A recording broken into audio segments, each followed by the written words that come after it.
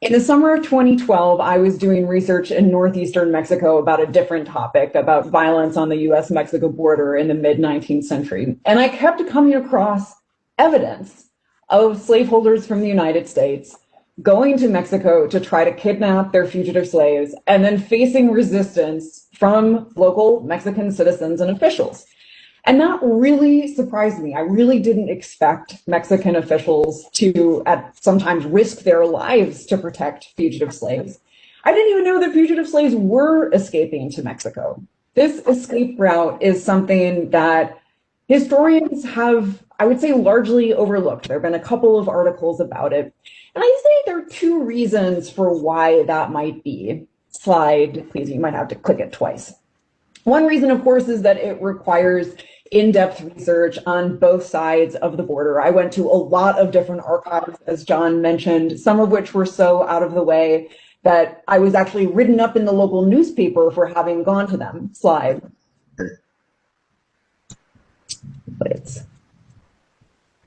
This usually doesn't happen. Usually no one cares when I'm going to an archive. But I think the main reason that this story has been overlooked is the fact that US historians have long assumed that Mexico's government wasn't really committed to anti-slavery policies, and that as a result, those anti-slavery policies buckled easily under pressure from the United States. The problem with that assumption, as I learned over the course of my research, is that it's just not true.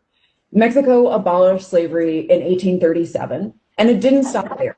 20 years later, it adopted a constitution that not only promised to free all enslaved people within Mexico, but it also promised freedom to enslaved people from other countries from the moment they set foot on Mexican soil, a promise known in the 19th century as the Freedom Principle.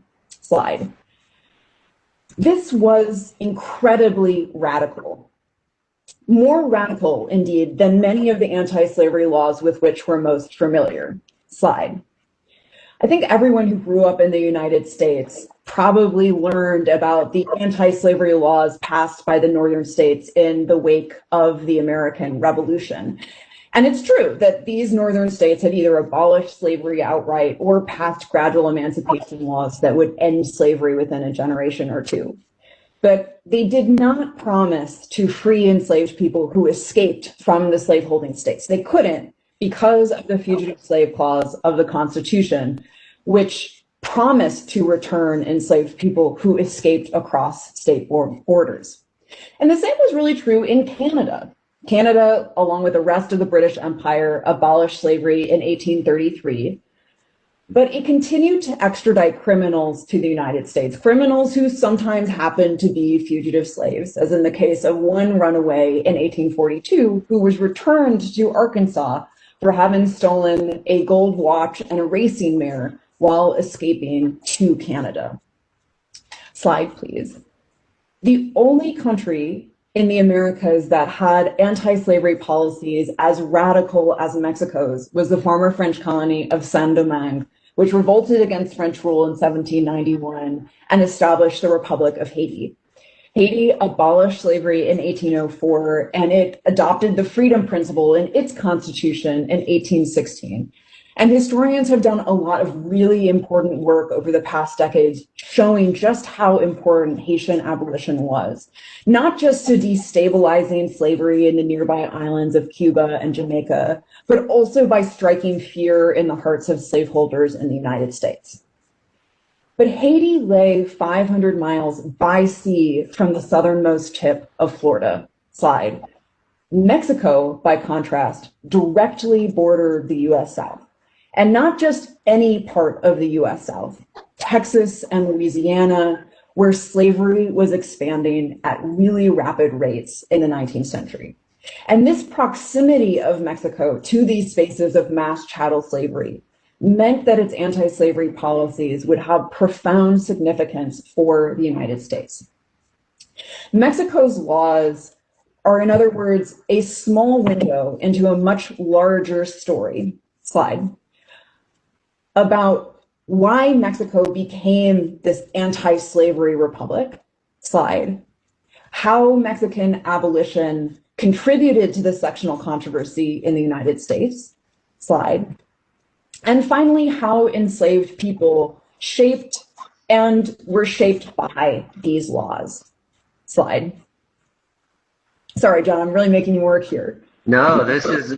I've been looking at this, so I know the presentation. I feel good. We're doing great. Okay. So we don't often think of Mexico as a place that has a history of slavery. But in fact, slavery took root in New Spain, as Mexico was known during the colonial period, at the end of the 16th century, after a series of epidemics decimated the indigenous population. Slide, please. Between 1580 and 1640, New Spain imported more African slaves than any other colony in the Western Hemisphere except Brazil. And we can see that huge influx of enslaved people on this graph showing the slave population in New Spain. But the recovery of the indigenous population put Black slavery on a path of decline. And by the time that Mexicans took up arms against Spain in 1810, Black slaves numbered only about 9,000 to 10,000. 11 years later, in 1821, Mexico secured its independence from Spain, and anti-slavery sentiment was on the rise. Slide, please. There are three factors that are important to understanding why anti-slavery is surging in post-independence Mexico.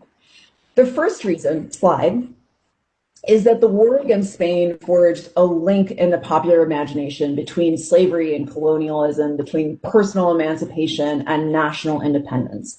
This was furthered by independence leaders like Father Hidalgo, who tried to abolish slavery when they were in charge of the independence movement. And it was confirmed and reinforced by enslaved people in the 1820s, who petitioned for their freedom in Mexican courts on the grounds that their enslavement was incompatible with the principles of equality upon which Mexico had declared its independence.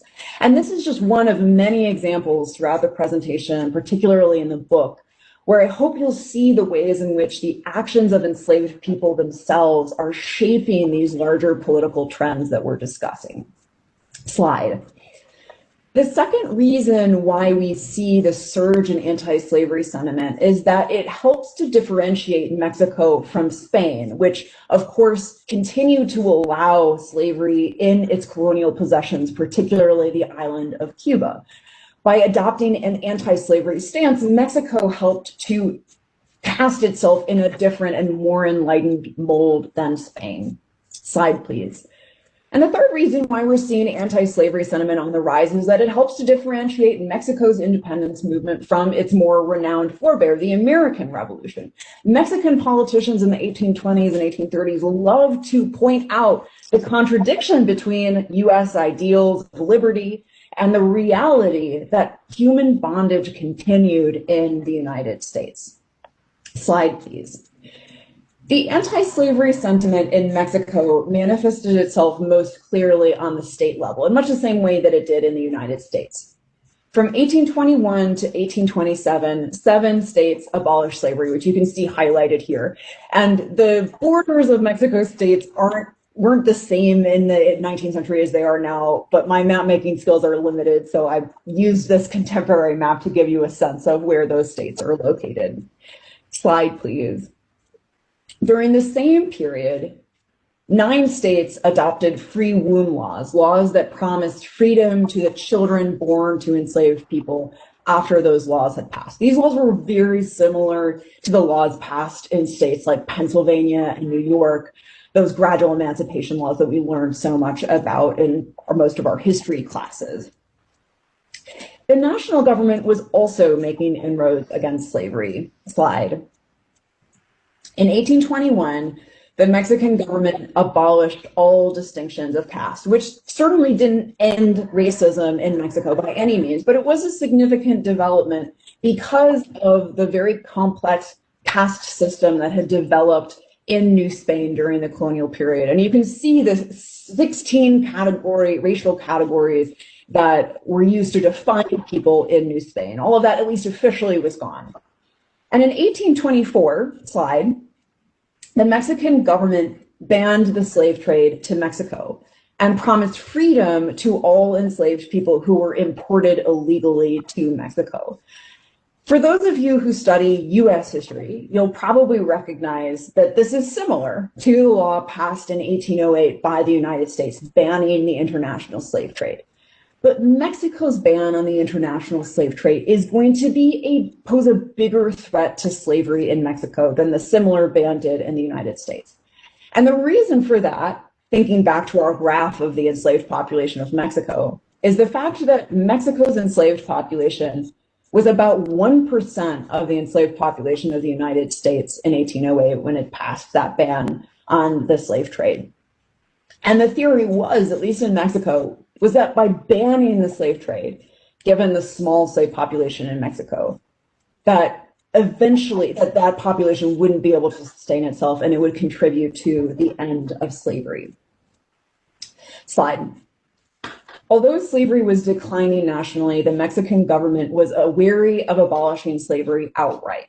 And the reason for that was that slavery remained important in two regions. First region was the sugar-producing South, and the second region, which should be very familiar to those of you in Texas, was the cotton-growing region in the Mexican province of Texas, which was then a part of the Mexican state of Coahuila y Texas.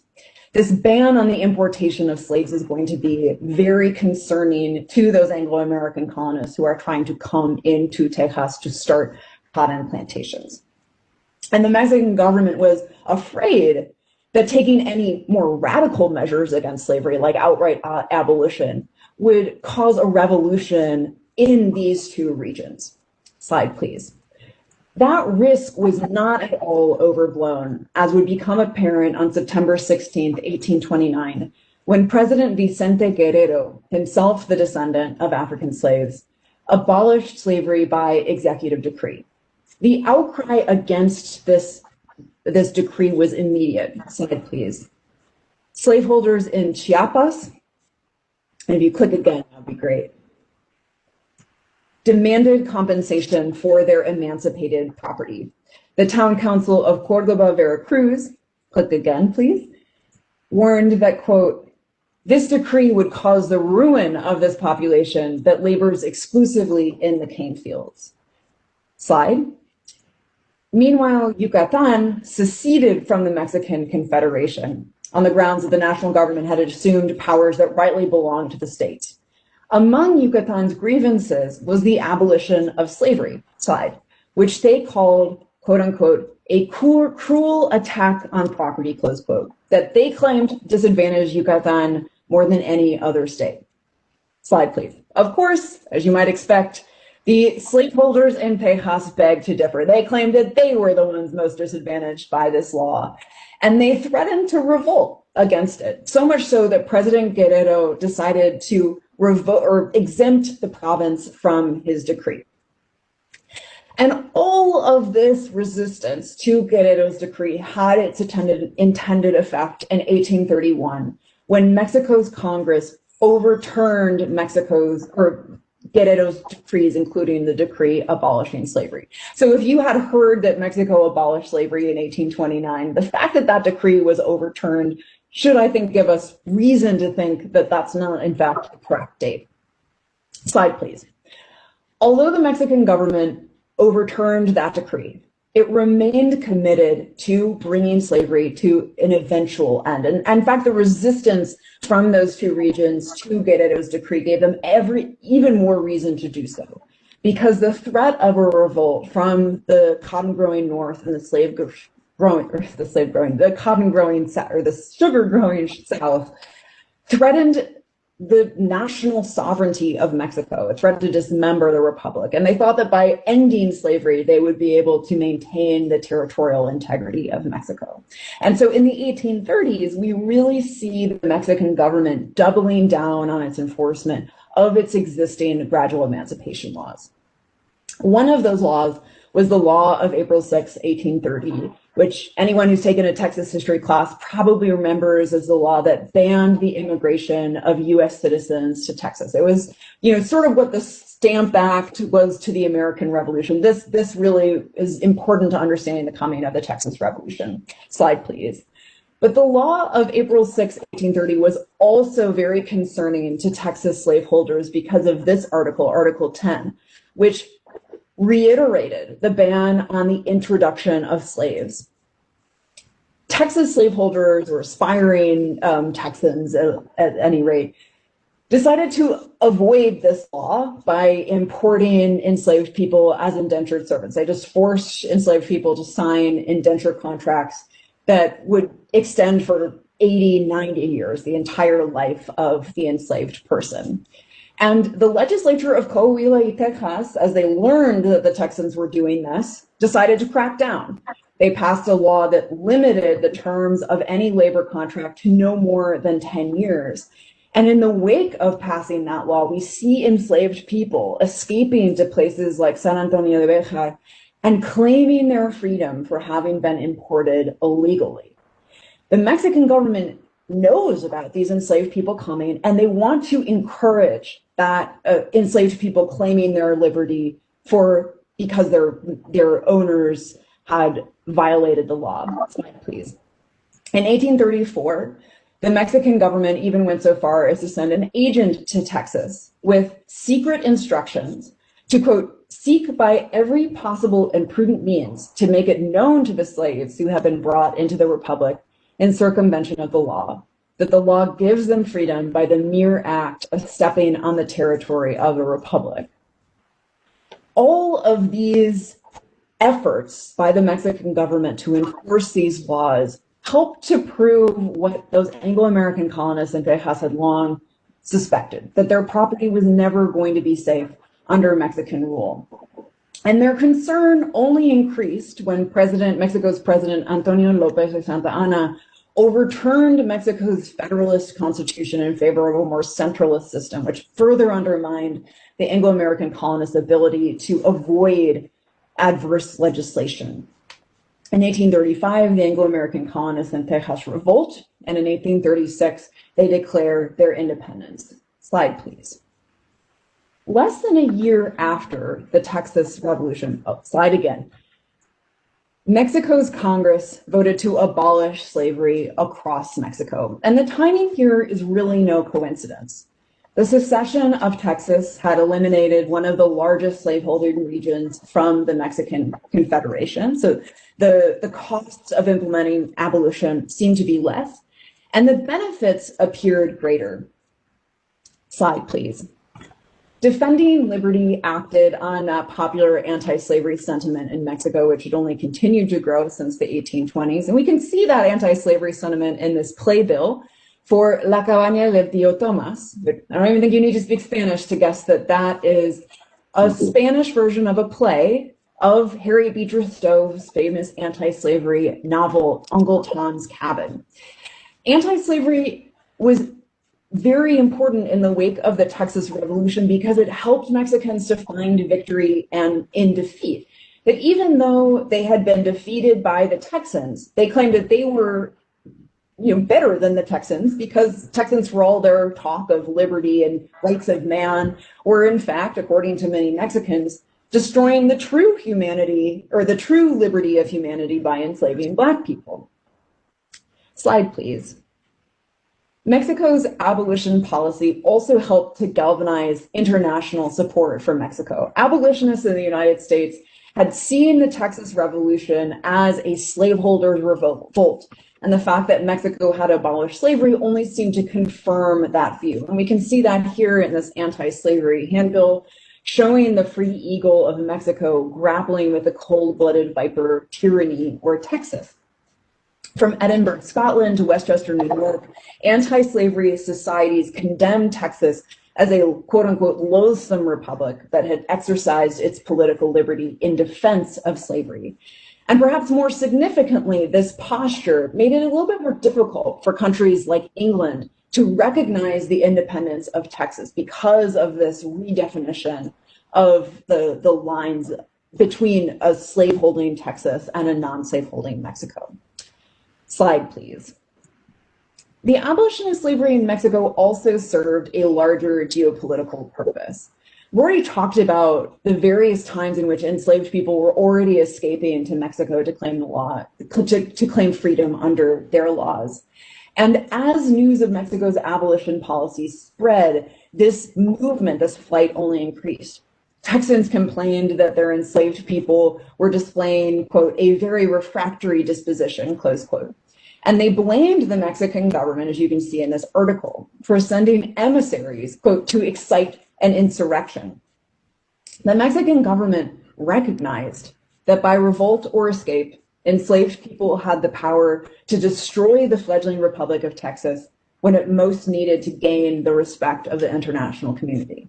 Now, obviously, a slave revolt didn't destroy the Republic of Texas and restore it to the Mexican Confederation. But this plan isn't really as crazy as it might seem, because, as those of you who study Texas history know, the Republic of Texas was in tremendous debt, and its independence was uncertain as a result. And if there had been a slave revolt, perhaps it would not, the history would look a lot different. Slide. Mexico's anti-slavery policies were a powerful weapon in the hands of a weak government. They weren't overtly belligerent. The northern states in Canada had also abolished slavery. But these policies, slide, boosted morale, slide, attracted international support, slide, and encouraged enslaved people in Texas to revolt or escape and hopefully undermine the independence of Texas. These laws, in the words of one Mexican diplomat, were, quote, the rock that could shatter the clay foot of the Republic of Texas.